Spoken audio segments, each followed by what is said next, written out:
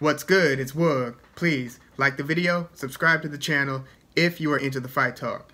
We've got Joseph JoJo Diaz, 31 wins, 1 loss, and 1 draw, taking on Javier Fortuna, 36 wins, 2 losses, 1 draw, and 2 no contests.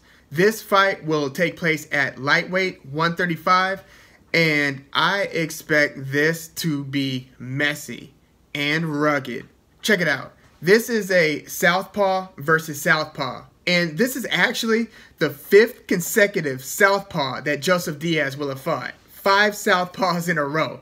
This is also former champ versus former champ.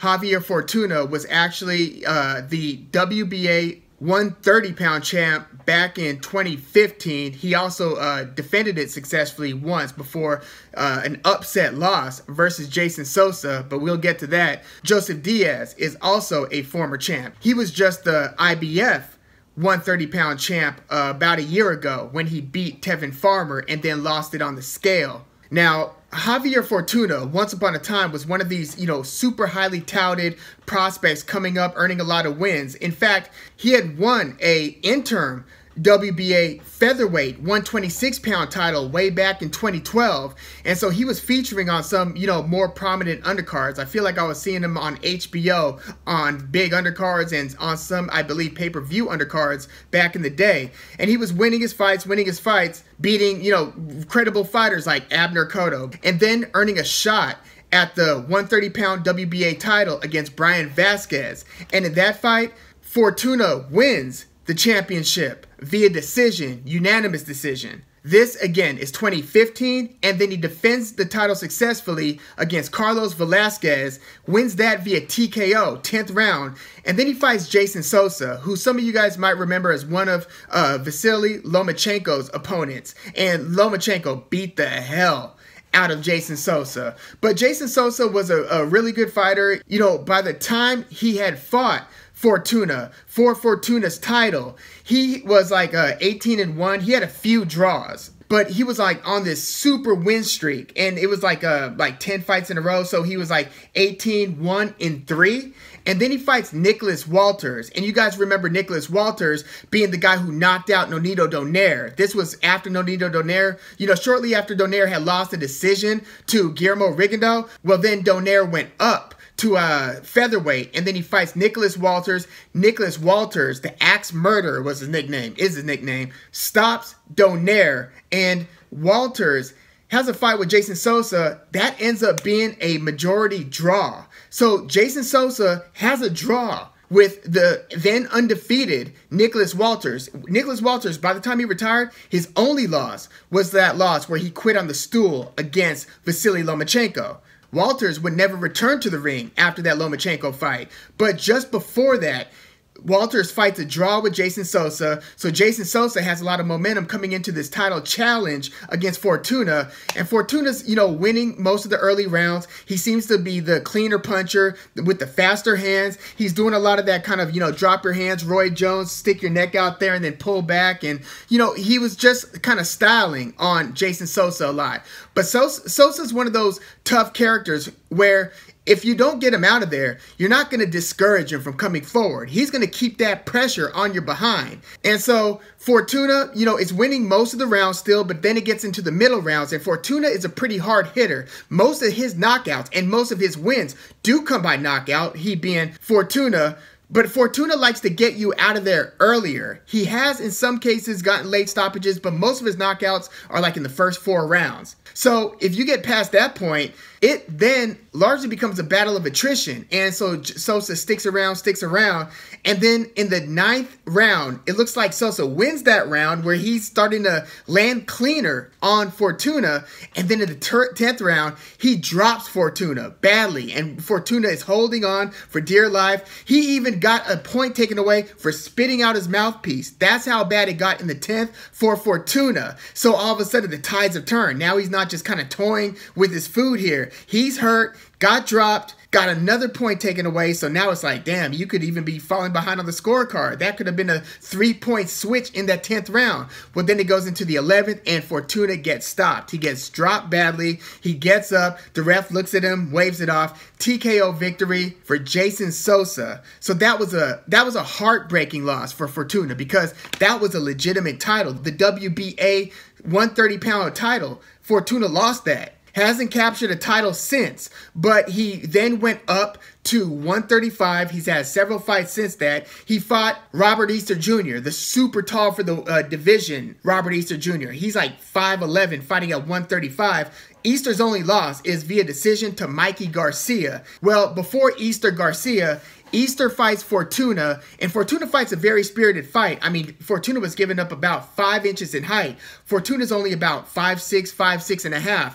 Easter is, again, 5'11", with like a 76-inch reach compared to Fortuna's 68.5-inch reach. So despite the height gap and the length gap, Fortuna is able to make this more or less a phone booth fight. You know, Easter's one of these tall fighters who's not necessarily the best at keeping that distance, keeping that range. Fortuna was able to make that super competitive, but he still lost that fight to Robert Easter, but this one was via split decision. So Fortuna, because Easter was one of these kind of prospects being, you know, promoted and kind of gaining more and more popularity, so Easter edges that fight against Javier Fortuna. Fortuna then fights Adrian Granados. It becomes a no contest because Fortuna fell out of the ring, was injured to the point where he was carried out on a stretcher. That was kind of a bizarre fight. Check out Granados versus Javier Fortuna, but it resulted in a no contest. And then Fortuna fought 3 unheralded, opponents. The second guy, Jesus Cuellar, some of y'all might remember him. I think he had a knockout loss to Gervonta Davis and a loss to Abner Mares. But Fortuna's last 3 opponents have pretty much been fights to set him up for bigger fights. But this is the trip about that. Since COVID, he's been trying to get, bigger fights. So leading into COVID, he was scheduled to fight Luke Campbell. COVID shuts that fight down. It's canceled. And then he's supposed to fight Jorge Linares. Jorge Linares contracts coronavirus. This was supposed to be in August of 2020. That fight's canceled. So, by the end of 2020, it's just like, get me the hell in the ring with anybody. So then he gets Antonio Lozada Jr., who he stopped in the 6th round. And then in the beginning of 2021, it was announced that he was supposed to fight Ryan Garcia. So that was going to be a huge opportunity for Fortuna. Garcia pulls out due to mental health reasons, so that fight's canceled. So now you've got canceled fights with Luke Campbell, Jorge Linares, and Ryan Garcia through no fault of Javier Fortuna's. Poor guy. So now he gets a good opportunity to reclaim greatness. Again, he had that title back in 2015, lost it by, in my opinion, kind of messing around too much. I mean, he was throwing a ton of punches, and, when he lost that to Jason Sosa, Sosa was getting hit with everything but the kitchen sink. He just couldn't get Sosa out of there. And so, when you lose that type of fight, it starts making it look worse when you do look like you're kind of playing with your food and dropping your hands and kind of just styling on the guy without really doing damage, especially when you are starting to get the guy hurt, apparently. But yeah, I'm sure he wishes he could have that one back. So now, years later, he's got this opportunity against Joseph Diaz, a Golden Boy, Oscar De La Hoya promoted fighter on DAZN. Before that, I'm talking a few years ago now, you would see Joseph Diaz pop up on HBO and HBO pay-per-view because he was a Golden Boy fighter when Golden Boy was obviously still promoting Canelo Alvarez. So I would see Joseph Diaz on a lot of the Canelo Alvarez undercards, including like a Triple G card and Canelo versus Chavez Jr. card. So Joseph Diaz was looking really impressive, getting a lot of stoppage wins and just impressive wins overall. Built up a 26-0 record, wins some of those more regional or NABO, NABF type titles, kind of those in-between titles, but not like the real thing. And then he gets a big opportunity against Gary Russell Jr., who to this day, his only loss is against Vasily Lomachenko. Russell Jr. was the WBC and still is the WBC featherweight champ. and Russell defends it against Joseph Diaz. It's a competitive fight, but Russell clearly wins it. He just outclasses Diaz, had the faster hands, was able to more or less dictate the terms of the exchange. Joseph Diaz couldn't catch Russell with most of the big shots that he was trying to land, whereas Russell was clearly winning the rounds by just landing those clean, just get off first type of punches where it just looks and sounds very impressive, especially with the electrifying hand speed that Gary Russell Jr. possesses. I've always thought, well, in the past few years, thought that he had probably the fastest hands pound for pound in the sport. There are other guys who you could make that argument for as well. I'm just saying Russell Jr. is certainly one of them. So, no shame in that being the first and only, to this day, only loss in your career if you're Joseph JoJo Diaz. So he moves on, wins his next few fights against, kind of lesser opponents, but then he gets a nice opportunity against Tevin Farmer for Tevin Farmer's IBF super featherweight 130-pound title. So now we're up a weight class. When he was contending for Russell Jr.'s WBC belt, that was at featherweight 126. JoJo Diaz then goes to 130, wins some fights, and then he challenges Tevin Farmer, and he takes Tevin Farmer to school. It wasn't one of those like sweet science, I outskilled you, but it looked like one of those fights where Tevin Farmer, again, another southpaw, because this is in that run of southpaws that JoJo Diaz is facing. Tevin Farmer is like a sweet science, a slick fighter, they'll call him, right? Slick fighter, southpaw, elusive, good defense, puts his short combinations together really well, and he's a great round winner. Some guys are great knockout artists, some guys are both, but then some guys are like specialized in round winning. Demetrius Andrade, Devin Haney. I would say Tevin Farmer, not necessarily on the same level of those guys. That's another argument. But his, superpower, if Tevin Farmer has one, is that he's an exceptional round winner. He usually does enough to win the rounds and then therefore most of the time win on the scorecards. Well, Joseph Diaz and Tevin Farmer, you're watching this, or Tevin Farmer versus Joseph Diaz, the challenger. You watch some fights and you get the impression that it looks like one guy just seems to want it a little bit more. And that's how Joseph Diaz appeared to win this one. Volume punching, hard hitting, but also just clean shots. He was just landing the cleaner shots than Tevin Farmer. And he won via unanimous decision. So this wasn't a split decision. Joseph Diaz deserved that IBF super featherweight title, and he was granted that. And then in his next fight, just over a year later, because this Tevin Farmer title win for JoJo Diaz was January 2020. 2 months later, COVID hits, and he doesn't fight again until the following February. So just over a year later, fights Shavkat Rakhimov, who they had to kick that one down the road a little bit because Rakhimov had tested positive for COVID. Well, they got the fight on, and, they got it scheduled, but the day before the fight, when they go in for the weigh-in, JoJo Diaz loses his belt, his hard-earned belt, on the scales. And this was in a week where you listen to him in interviews and he sounded confident as hell. And I mean, these guys all have like their way of kind of playing it cool, but you didn't get the impression that he was just days away from losing the title on the scales. Like he was having that type of difficulty cutting to 130. So the fight still goes through. It ends up being a majority draw. This was a really good fight between JoJo Diaz and Rakhimov. Like, especially, it was kind of a not feeling out type of fight, but a measured fight going into the 4th and 5th round. But then by the 6th, 7th round, they were really letting their hands fly. And they started to really just knock each other's heads around with their straight left hands. Rakhimov has a rocket of a left hand. JoJo Diaz pretty much met him nearly punch for punch. I think a lot of people thought that Rakhimov maybe should have edged the fight, but I don't have a huge problem with the majority draw. Let me know what you think in the comments about that fight if you caught it. Who do you think won between JoJo Diaz and Rakhimov? Well, JoJo Diaz is making his return now just a few months later, but this time he's going up to lightweight 135, so he's fought for the title at featherweight 126, unsuccessfully, came up, had some success at 130, enough to win a legit title, didn't ever successfully defend it, but he won a belt, and now he's up in the weight class of, Vasily Lomachenko, Teofimo Lopez, sometimes Gervonta Davis, and Devin Haney, Man, there's some killers in this division. I don't know how this is going to work out for JoJo Diaz. Who's a pretty short and very compact fighter. He's 5'6", with the reach of only 64 inches. That's like a shorter reach than, say, Manny Pacquiao. You know, Fortuna, like I said, he's not too tall himself. He's about 5'6.5", so they're about the same height, but Diaz has a 64-inch reach, and Javier Fortuna has a 68.5-inch reach, so significant reach advantage for Fortuna. And what I expect between these two, you know, it's really tough to tell because Diaz is a tough customer. I think that he took a lot of shots in that Rakhimov fight. You know, he definitely took more punishment in that fight than he did in that fight against Tevin Farmer. I mean, that Rakhimov fight was rough. So the fact that he's back just a few months later, up a division against a guy who has a hard punch. I think that, you know, Fortuna has the harder punch between the two.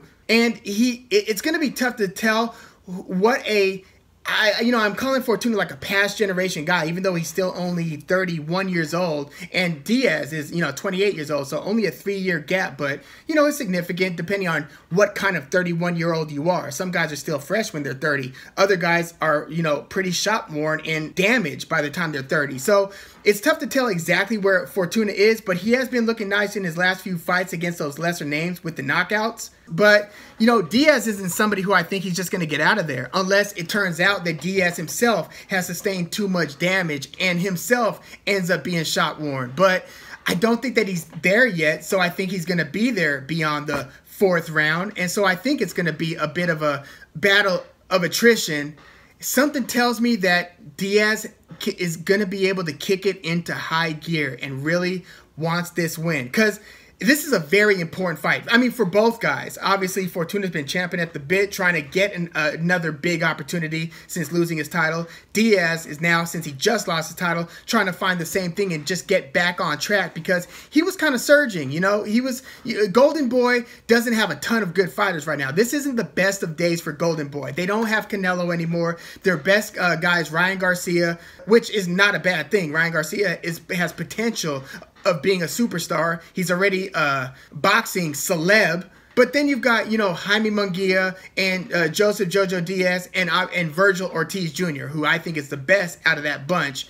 But JoJo Diaz is like one of the top 4, top 5 fighters on Golden Boy. So it's important that he does well. It just turns out that he's fighting a guy who might be just as hungry right now as he is. So I don't know. Something's got to give. I don't know who's going to budge here. I think that Fortuna's chin might be a little bit more suspect, even though, like I said, he went a full 12 with Robert Easter Jr., who's not the deadliest puncher. But again, when you've got a guy who just rained and punches on you for that long, with that type of volume from that far away, you've got to withhold that or withstand that.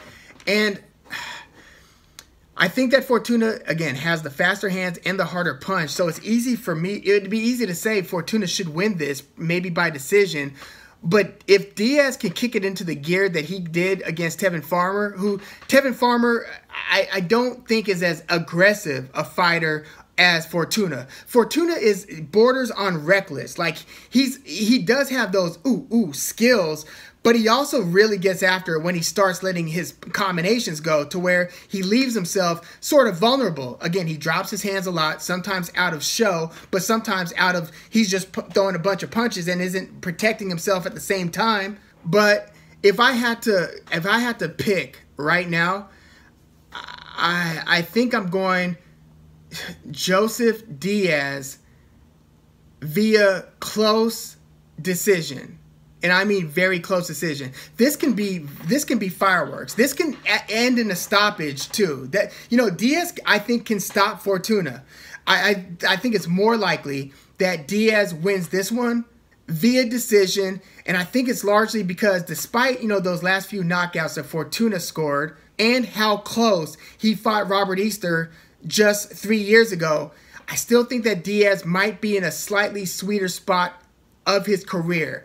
But I almost want to put an asterisk by that because I really think that fighting just a few months after this Rakhimov fight, this could be one where he gets hit, he gets hurt, he gets stopped, and it's like, damn, what's Diaz going to do with his career now? That is possible, but I'm going to go with Diaz still having enough to win this close fight. Damn, he's stepping up a weight class too. Maybe he's going to be a lot more comfortable at this weight. But it's weird. He's got this body type that just gives me like pause. It like he's a little bit pudgy. You know what I mean? And I know that there have been overweight fighters who do well, who do very well, usually at heavyweight. Because if you're overweight as a smaller weight fighter, then you're going to have to end up fighting in a division that you have no business in, and you're probably going to get smoked. So even the heavier guys cut as much as they can, like, you know, Timothy Bradley, Ricky Hatton, these guys who would famously gain weight between fights, they would usually come down and fight at their optimal weight. I don't know if 135 is Joseph Diaz's optimal weight, but I'm still going to side with him feeling more comfortable at 135 because it seems like 130 has been difficult for him.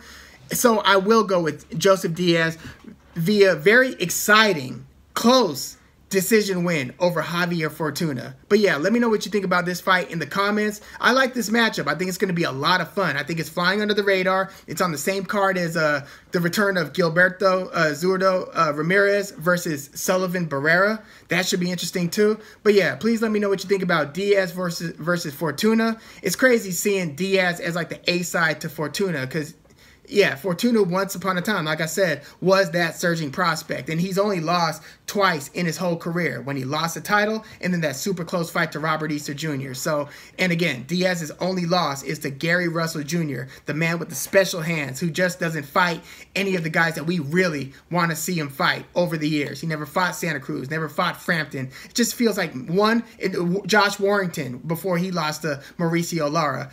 Just one missed opportunity after another. But yeah, how do you think Joseph Diaz fares at 135? I'm sure this fight's going to tell us a lot, you know, a lot. But yeah, I just have my reservations with, you know, Diaz's, you know, body type, his just his stature going against some, you know, of these apparent killers at 135, and just the most skilled of technicians. Obviously, Vasily Lomachenko's in the division too, as is Devin Haney. But please. Oh, by the way, I know these guys are both with Golden Boy, but I'd actually like to see Joseph Diaz against Ryan Garcia. I think that would be very interesting. I don't think we're going to get it. Oscar wouldn't do that, I don't think. But, you know, here's the hoping. But yeah, let me know what you think in the comments. Please like the video, subscribe to the channel if you are into the fight talk. I'm Woog. And by the way, I'm going, again, Diaz via close decision. But thanks for tuning in.